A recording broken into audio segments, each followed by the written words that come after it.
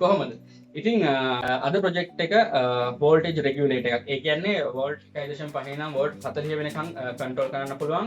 ඒ ඕන වෝල්ටේජ් එකක් ඇතුලේ තියාගන්න පුළුවන් විදිහේ වෝල්ටේජ් රෙගියුලේටර් එකක් තමයි මම හදන්නේ. මගේ ප්‍රොජෙක්ට්ස් වලට මට ඕන වෙනවා එක එක දේවල් කරනකොට. ඉතින් සමහර පොඩි වෝල්ටේජ් එකක් ඕන වෙනවා. සමහරට 1.5 3 ඒ වගේ මට ඕන කරන වෝල්ටේජ් එක මට ලබා ගන්න පුළුවන් විදිහට තමයි මේක හදන්නේ. මට ගොඩක් ඕන වෙන්නේ 12න් පල්ලෙහාට. වෝල්ට් 12ක් පවර් සප්ලයිස් තියෙනවා, බැටරි තියෙනවා. ඉතින් අපිට ඒ ඕන එකකින් අඩු කරලා ගන්න පුළුවන් මේ විදිහේ වෝල්ටේජ් රෙගියුලේටර් එකකින්. ඉතින් මේක හදන එක ගොඩක් අමාරු වැඩක් නෙමෙයි. ඉතින් මම මේ වෝල්ට් මීටර් එකකුත් දාලා තමයි හැදුවේ. ඒකට මෙතනම බලා ගන්න පුළුවන් කොච්චරක් අඩු වැඩි වෙනවද කියලා. ඉතින් මේක තමයි අද වීඩියෝ එක. එහෙනම් බලන්න කොහොමද මේක හැදුවේ කියලා. ඉතින් මෙන්න මේ වැඩේට මම යූස් කරන්නේ මෙන්න මේ කොම්පෝනන්ට් ටික. මේ තියෙන LM317 වෝල්ටේජ් රෙගියුලේටර් එකක්.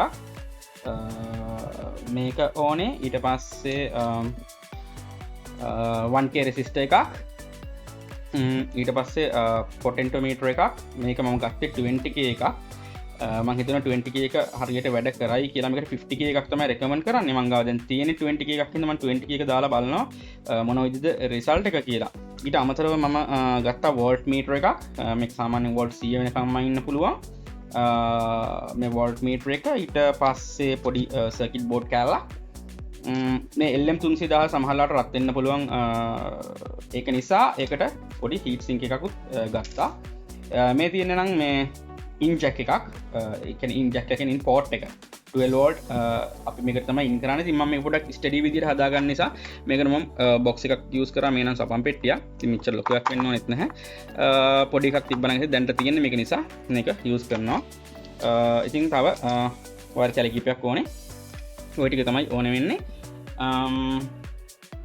සර්කිට් එක එච්චරම කම්ප්ලිකේටඩ් එකක් නෙමෙයි. පෙන්නන්නම්.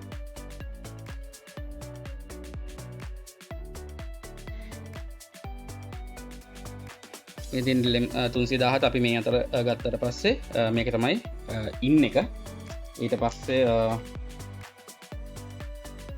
මෙතෙන් තමයි අපි ඉන් කරන්නේ.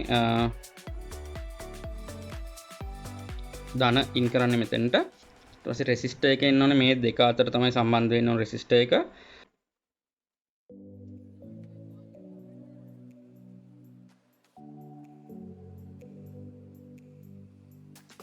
1K රෙසිස්ටර් එක මෙතෙන්ට සම්බන්ධ වෙන්න ඕනේ.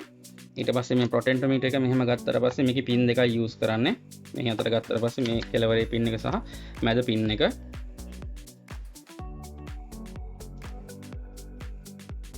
මම ගත්තට පස්සේ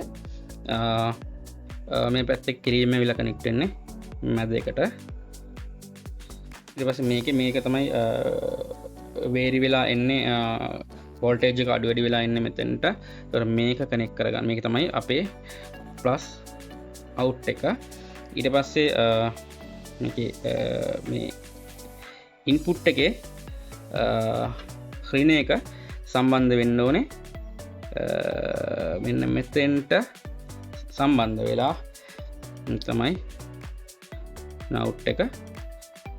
ඉතින් ඒක හැමම එන එක මෙතෙන්ට සම්බන්ධ වෙලා මේකට සම්බන්ධ වුණා නම් හරි. සිම්පල් සර්කිට් එකක් තමයි තියෙන්නේ. අපේ වෝල්ට් මීටර් එක අපි හයි කරනවා. මේකේ මේ තියෙන කළු ඍණ ධන දෙක තමයි රතු කළු වයර් දෙක. ඊට පස්සේ මේ වෝල්ටේජ් එක මම ඉන්නේ මෙන්න මේ කහ පාට එකෙන්. එතකොට මේ කොහෙට සම්බන්ධ කළත් ඒක හරි. මම 12 වෝල්ට් දෙන නිසා වෝල්ට් මීටර් එක මම ඉන් කරනවා. වෝල්ට් මීටර් එකේ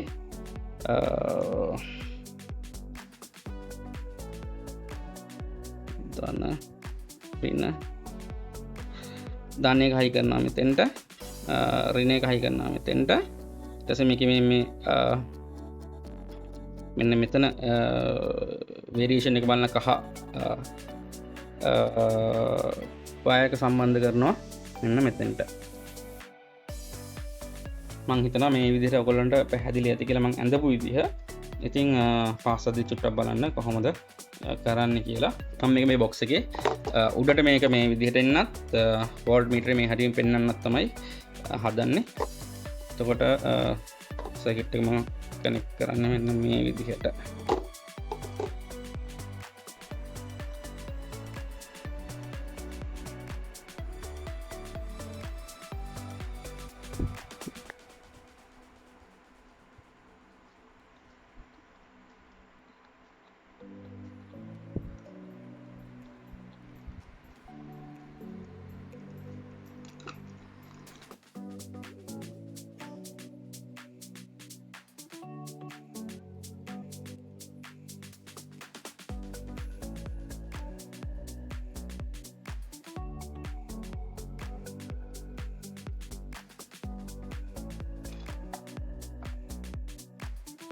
ඊළඟට රෙසිස්ටර්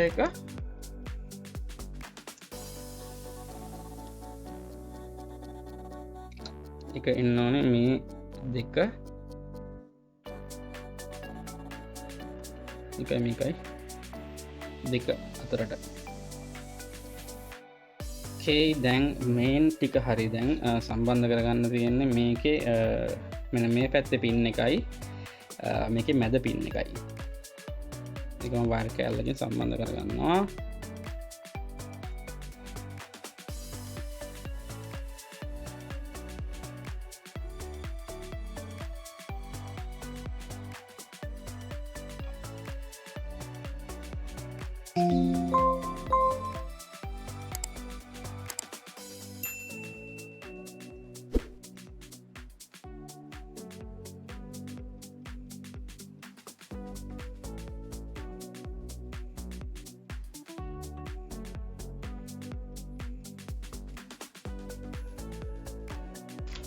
ඊළඟට ඉන් එක ඉන්නකට මේ වයර් එක ගන්නවා.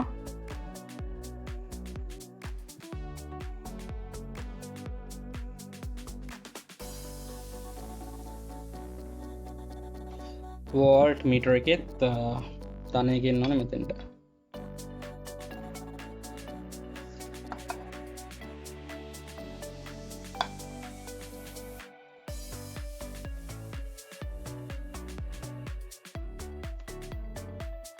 අවුට්පුට් රින එක ඔක්කොම එකයි. ඉතින් රින තුනම කියන්නේ වෝල්ට් මීටර් එක රින අවුට් එක රින ඉන් එක ඒ තුනම එකට තමයි සම්බන්ධ වෙන්නේ. පොටෙන්ටියෝමීටර් එකට ඒකේ මෙන්න මෙතන පින් එකට.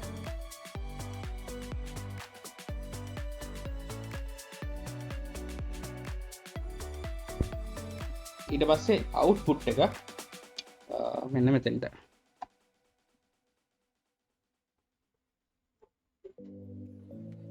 ඒක තමයි එළියට එන්නේ.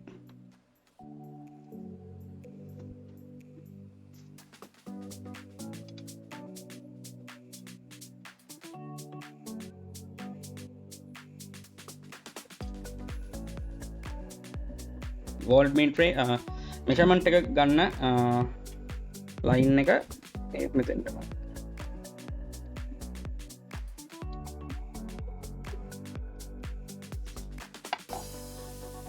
මේ විදිහට තමයි එන්නේ. ටෙස්ට් කරලා බලමු. හීට් සින්ක් එක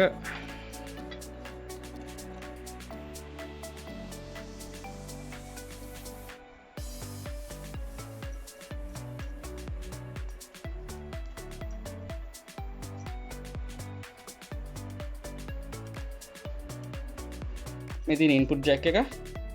ඒ කියන්නේ මෙහෙමයි මේකේ මේ තියෙන දන මේ පැත්තේ ඉන්න මුලින්ම චෙක් කරලා බලනවා පාස්සන්න නැතුව මේක හරිද කියලා වැඩේ. ඊට පස්සේ පාස්සන 12 volt ඉන්පුට් එක එතන 11.5 කියලා පෙන්නනවා වෝල්ටේජ් එක. ඕකේ වැඩේ හරි. ඒ කියන්නේ දැන් අපිට මේක වෙනස් කරනකොට අපිට පේනවා ඇති පොටෙන්ටියෝමීටර් එක කරකවනකොට වෝල්ටේජ් එක වෙනස් වෙනවා. පරිම ගියාම 11.3යි කියලා හැබැයි එන්නේ. ඕකේ සමහරවිට මම බැටරි එකකින් තමයි මේ ඉන්පුට් එක දීලා තියෙන්නේ. ඒක 11.5ක් වෙන්න ඕනේ එන්නේ. අපි චෙක් කරලා බලමු කෙලින්ම 12 volt ඇඩැප්ටර් එකකින්.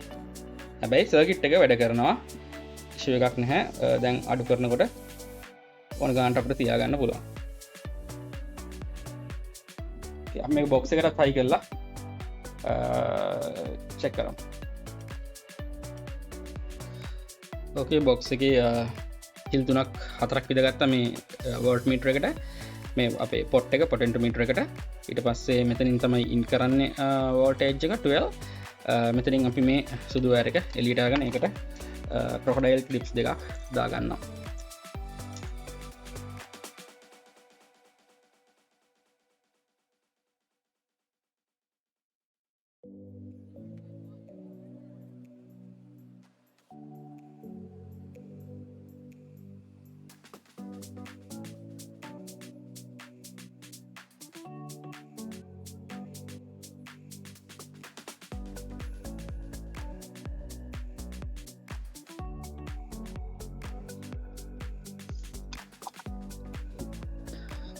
හරි ඔක්කොම හරි දැන් තියෙන්නේ මේ ටික ඔක්කොම මේ ඔක්කොම මේකට ෆික්ස් කරගන්න එක බොක්ස් එකට මේ විදිහට හයි කරගත්ත අපේ ඩිස්ප්ලේ එක වෝල්ට්මීටර් එක ඉන්ජෙක්ට් එක ඊට පස්සේ මේ බෝඩ් එක මේ විදිහට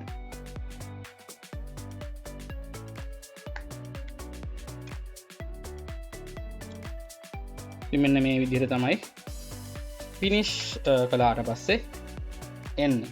ඉතින් බොක්ස් එකට මේ විදිහට ෆිට කරගන්නවා. එන්න අපේ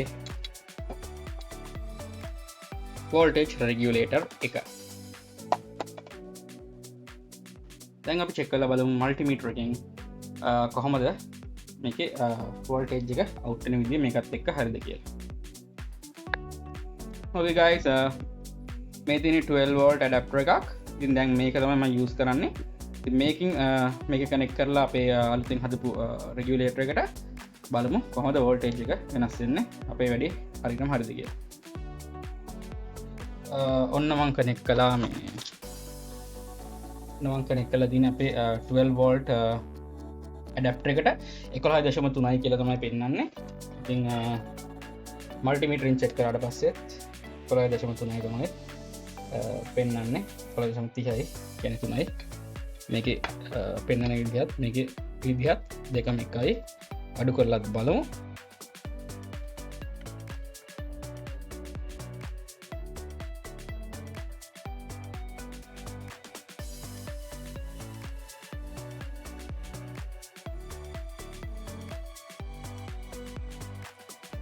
ඉතින් සෑහෙන්න ආසන්න විදිහට රීඩිං එක එනවා මේකේ. ඉතින් අපිට ඇසියුම් කරගන්න පුළුවන් පොඩි දශම ගානක වෙනසක් තියෙනවා. ඉතින් මම හිතන්නේ මගේ වැඩේ හරි වෝල්ට් 1.3ක ඉඳන් වගේ අපිට මයින්න පුළුවන් 12 වෙනකන්. 12 වෙනකන් නෙමෙයි මේකේ වෝල්ට් 40 වෙනකන් මයින්න පුළුවන්. ඉතින් වෝල්ට් 40 මට මයින්න අවශ්‍යතාවයක් නැහැ. මට 12ට වෙනකන් අඩු කරගන්න සාමාන්‍ය මේ වගේ ඇඩැප්ටර්ස් තියෙනවා. ඉතින් එතනින් හට අනිත් මගේ පොඩි වැඩවලට තමයි මම මේ එක හදාගත්තේ. ඉතින් guys අපි හැදිලා අද වෝල්ට් මීටර් එකක් දාලා වෝල්ටේජ් රෙගියුලේටර් එකක්. ඉතින් මේවා එක්ස්පෙරිමන්ට්ස්. ඉතින් සමහර ඒවා සාර්ථක වෙනවා සමහර ඒවා සාර්ථක වෙනවා. ඉතින් සාර්ථක වෙන එක්ස්පෙරිමන්ට්ස් තමයි මම ඔයගොල්ලොත් එක්ක ෂෙයා කරගන්නේ. ඉතින් එහෙනම් අපි ආයෙත් වීඩියෝ එකකින් හම්බෙමු. ගිහින් එන්න. bye.